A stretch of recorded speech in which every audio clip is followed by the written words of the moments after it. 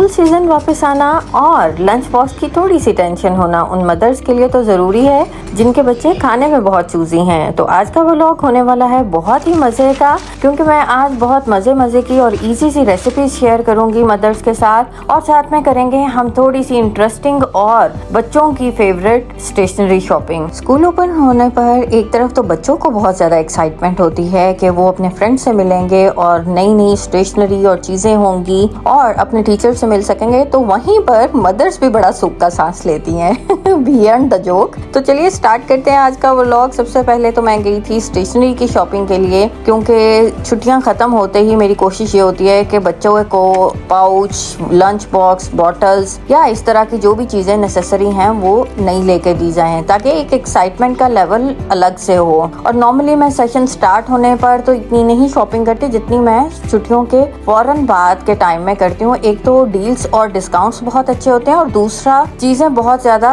Variety में होती हैं। तो सबसे पहले तो मैंने अपनी बेटी के लिए नोटबुक्स ली थी, जो भी स्कूल गोइंग नहीं है, लेकिन यह है कि घर पे उसको कुछ ना कुछ मैं पढ़ाती रहती हूँ या स्टोरी बुक्स वगैरह लेकर देती हूँ, ताकि स्कूल जाने से पहले वो मेंटली थोड़ा प्रिपेयर्ड हो। और खैर उसके साथ मैंने ग्लू और कलर्स और पेंट्स वगैरह जो कि नेसेसरी थे और ज़रूरत की चीज़ें थी वो ली थी। और इसके अलावा रेजर्स और शार्पनर मैं नॉर्मली इकट्ठा ही स्टॉक में ले लेती हूँ, क्योंकि वो एक तो रीजनेबल होते हैं और दूसरा आपको बार बार शॉप पर जाने की ज़रूरत नहीं पड़ती। तो पहले मैंने पेंसिल बॉक्स अलग से लिया था, लेकिन जब मैंने देखा कि पेंसिल के साथ रेजर्स और शार्पनर का कॉम्बो मिल रहा है तो वही मैंने ले लिया था। और ख्याल रखें कि वो चीज़ें जो आपके पास ऑलरेडी हों वो आपको बार बार नहीं लेनी चाहिए, क्योंकि बच्चे हैं, बच्चे चीज़ों को ख़राब कर देते हैं कहीं ना कहीं। तो उसके साथ मैंने ज़रूरी कलर्स लिए थे और हाइलाइटर्स वगैरह लिए थे, जो कि उसके सीज़न के लिए उसके क्लास में काम आएंगे कहीं ना कहीं।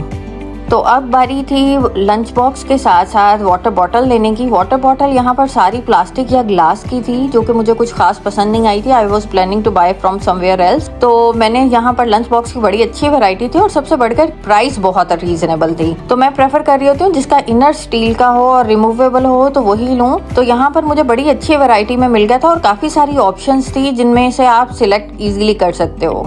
आप कहीं पे भी मार्केट में जाए ना, तो सबसे ज़्यादा चीज़ें पिंक कलर में ज़्यादा अट्रैक्ट कर रही होती हैं और ज़्यादा प्यारी भी वही होती हैं और वैरायटी भी ज़्यादा वही होती है। तो लेकिन खैर मुझे अपने बेटे के लिए लेना था, तो बेटे के लिए फाइनली तलाश करके मुझे ये ग्रीन मिल ही गया था और रीजनेबल बहुत ज़्यादा था और क्वालिटी बहुत आउटस्टैंडिंग थी। नॉर्मली कहीं भी मॉल से लो तो ये डबल ट्रिपल प्राइस में मिल रहा होता है। खैर स्टेशनरी हमारी हो गई थी, उसको ऑर्गेनाइज कर लिया था। और उसके साथ ही मैं आज बनाना चाह रही थी कि बच्चे का लंच बॉक्स के लिए चीज़ें घर पे ही बनाई जाए। मोस्टली प्रेफर यही कर रही होती हूँ। तो मैंने चिकन लिया था 1 kg बोनलेस और उसको मैंने चॉपर में डालकर बहुत ज़्यादा बारीक सा कीमा बना लिया था, बिल्कुल पेस्ट की फॉर्म में बन जाता है। तो मैं आज इस रेसिपी के साथ आपके साथ शेयर करूंगी कि किस तरह से एक तीर से 2 शिकार के बजाय एक तीर से 3 शिकार कैसे किया जाता है। यानी कि एक ही पेस्ट के साथ मैं आपको 3 डिफरेंट चीज़ें बनाकर दिखाऊंगी और बिलीव करेंगे इतनी मज़े की बनती हैं और इतना बजट फ्रेंडली। इसमें 1 किलो कीमा के अंदर मैंने 4 ब्रेड के स्लाइस लिए थे। आप 5 भी लेना चाहें तो ले सकते हैं, लेकिन इससे ज़्यादा एक्सीड नहीं करिएगा। और उस सबको चॉपर में ही मैंने पीसेस करके डाल दिया था और इसमें 2 एग्स डाले थे, जो कि एक मैंने बाद में डाला था। साथ में मैंने गार्लिक पाउडर डाला था 2 टीस्पून। अगर आपके पास गार्लिक पाउडर नहीं हो तो फ्रेश क्लोव्स भी 3 से 4 डाल सकते हैं आप। और साथ में कश्मीरी लाल मिर्च डाली थी 1 टीस्पून फुल करके, और उसके साथ ही 2 टीस्पून इसमें काली मिर्च और 1.5 टीस्पून इसमें नमक और 1 चम्मच ही इसमें पार्सले डाला था, ड्राइड पार्सले। अगर आपके पास ऑरिगेनो है तो वो भी आप डाल सकते हैं। इसको चॉपर में डालकर आप इसको अच्छे से चॉप कर लें। ये सारा एक बहुत स्मूथ सा पेस्ट बन जाएगा इस तरह से।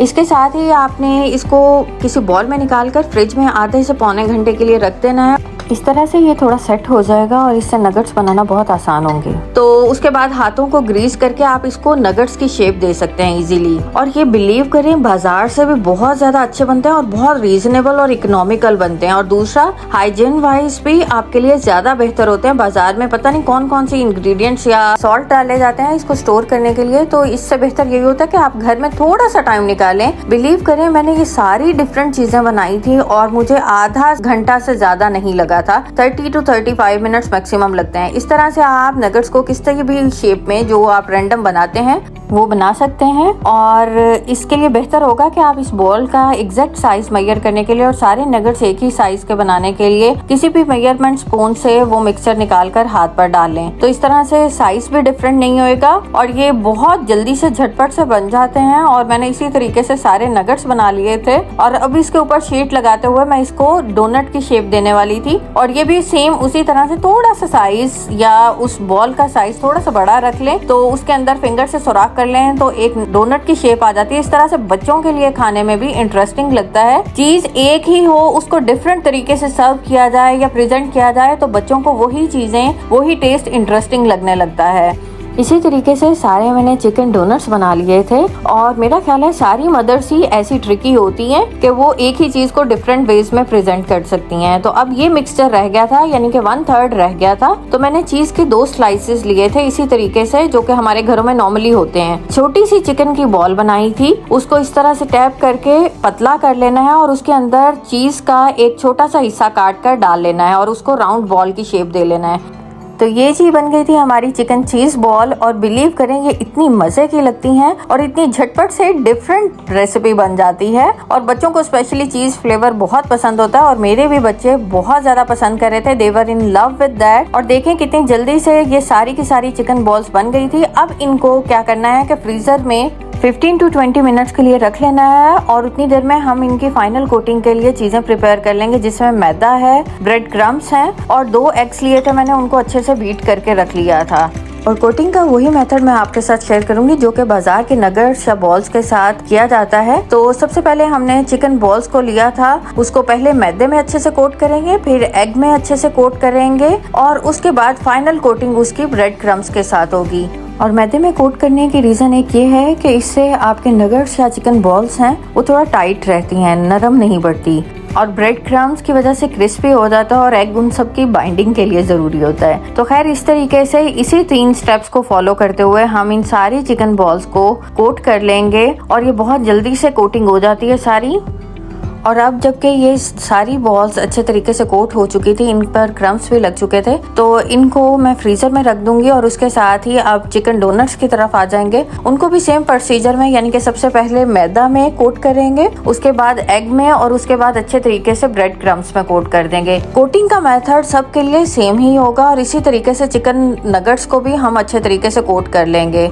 और बिलीव मी, हमारी थोड़ी सी एफर्ट हमारे पूरे महीने का सुकून बरकरार रखती हैं और पूरे महीने के लंच बॉक्स की रेसिपीज आपकी प्रिपेयर हो जाती हैं सिर्फ आधे से पौने घंटे के अंदर ही। तो खैर ये नगेट्स मैंने सारे इस तरह से कोट करके रख दिए थे और इन सबको क्या करना है कि आपने कोटिंग करने के बाद एक दफा फ्रीजर में रख देना है। जब ये फ्रीज हो जाएंगे हल्के से तो उसके बाद इनको जिप लॉक बैग में डाल देंगे। तो खैर अब मैंने नगेट्स की कोटिंग स्टार्ट की थी, तो जब मैं नगेट्स बनाने लगी कोटिंग के लिए तो मुझे लगा ये साइज में थोड़े बड़े हैं, तो मैंने इनको हाफ कट करके इनको हार्ट शेप दे ली थी। तो ये बहुत अच्छे से और एक्यूरेट साइज में बन गए थे। तो इस तरीके से उनकी कोटिंग भी सिमिलर मेथड से हो जाएगी। और अगर आप इनको फ्रीज करना चाहते हैं तो 1 से 2 महीने इजीली ये फ्रीज होकर स्टोर कर सकते हैं आप इनको। और ये बहुत मजे के होते हैं, यकीनन आपके बच्चे दोबारा बाहर से किसी भी चीज की डिमांड नहीं करेंगे। और सिमिलर मेथड ही, सेम रेसिपी, सेम इंग्रेडिएंट्स ही आप बर्गर पैटीज के लिए इस्तेमाल करते हैं। खैर अब ये सारी मेरी कोटिंग हो चुकी थी, इनको मैंने फ्रीजर में रख दिया था और कुछ मैं ट्रायल के तौर पर फ्राई कर रही थी अपने बच्चों के लिए। तो ये थी चिकन बॉल्स मैंने, और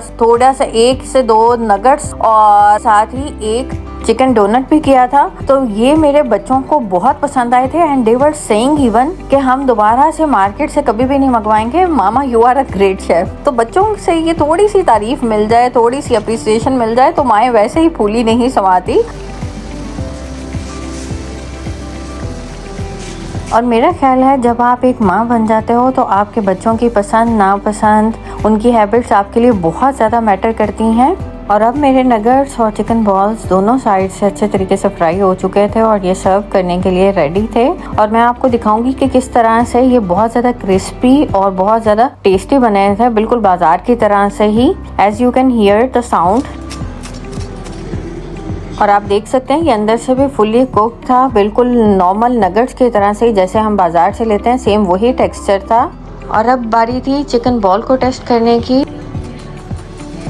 तो आप देख सकते हैं ये भी उतना ही क्रिस्पी था और फ्राई होने के बाद देखें किस तरह से इसके अंदर की चीज मेल्ट हो गई थी और बहुत मजे का लग रहा था और ये टेस्ट वाइज बहुत मजे का था। और ये नेक्स्ट मॉर्निंग के टाइम था। मेरी अब चिकन बॉल्स और नगेट्स वगैरह बहुत अच्छे से फ्रीज हो चुके थे, तो मैंने इनको निकाल कर किसी जिप लॉक बैग में डालना था, क्योंकि इस तरह से स्टोरेज भी बहुत ज्यादा ईजी हो जाती है। और ये है कि आप इन्हें लॉन्ग टाइम तक बगैर किसी नमी और मॉइस्ट के इनको फ्रीज करके रख सकते हैं। तो ये मैक्सिमम आप 2 मंथ्स तक तो इजीली इनको स्टोर करके रख सकते हैं। वैसे तो ये पहले महीने में ही बच्चों के लंच में यूज हो जाते हैं। और इन सबको मैंने एक ही जिप लॉक बैग के अंदर ही स्टोर कर लिया था। आप चाहें तो इनको सेपरेटली भी यानी कि अलग अलग बैग्स में भी डाल सकते हैं। और आप देख सकते हैं कि 1 kg चिकन से ही आपके पूरे महीने के लंच बॉक्स की रेसिपीज प्रिपेयर हो सकती हैं, और 3 डिफरेंट टाइप्स की। तो आप भी ट्राई करके देखिएगा, यकीनन आपके बच्चों को भी बहुत ही पसंद आएंगी ये, और बहुत जल्दी से और सिंपली बन जाने वाली और थोड़ी सी इंग्रेडिएंट्स के साथ बन जाने वाली रेसिपी है। खैर, इन सबको फ्रीजर में रखने के बाद मैं आ गई थी अपनी नेक्स्ट रेसिपी की तरफ, जिसमें मैंने 1/2 kg चिकन लिया था, जिसको मैंने अच्छे तरीके से मैरिनेट कर दिया था। और ये भी बोनलेस चिकन ही था। इसकी इंग्रेडिएंट्स मैं स्क्रीन पर मेंशन कर रही हूँ। और उसके साथ ही मैंने 1/2 पैकेट स्पागेटी ली थी। आप एग नूडल्स भी ले सकते हैं। मुझे एग नूडल्स अवेलेबल नहीं थी, तो मैंने स्पागेटी ले ली थी। और ये वो चीजें हैं जो बच्चों की बहुत फेवरेट होती हैं। तो आज मैं बनाने वाली थी बहुत सारी वेजिटेबल्स डालकर और चिकन और साथ में नूडल्स डालकर बहुत सारे मजे के चिकन रोल्स। और ये रेसिपी स्प्रिंग रोल से थोड़ा सा हटके होती है। जिस मसाले में चिकन हमारा गल गया था, उसी मसाले में चिकन निकालने के बाद हमने बॉइल्ड स्पागेटी डाल देनी है और उसको अच्छे तरीके से मिक्स दे लेना है। उसके बाद आपने उसमें चॉप की हुई वेजिटेबल्स डालनी है, जिसमें कैरेट, कैप्सिकम और साथ में कैबेज थी, ये जो कि मैंने चॉप करके रखी थी। इसमें 2 कैरेट थी, 2 ही कैप्सिकम थी और 1 कप चॉप्ड कैबेज थी। तो इन सब चीज़ों को मिक्स कर लेना है और इसे आंच पर नहीं रखना, कच्चे ही रखना है वेजिटेबल्स को। और उसमें चिकन को श्रेड करके डाल देना है, जो कि हमने अच्छे से कुक कर लिया था, मैरिनेट किया हुआ।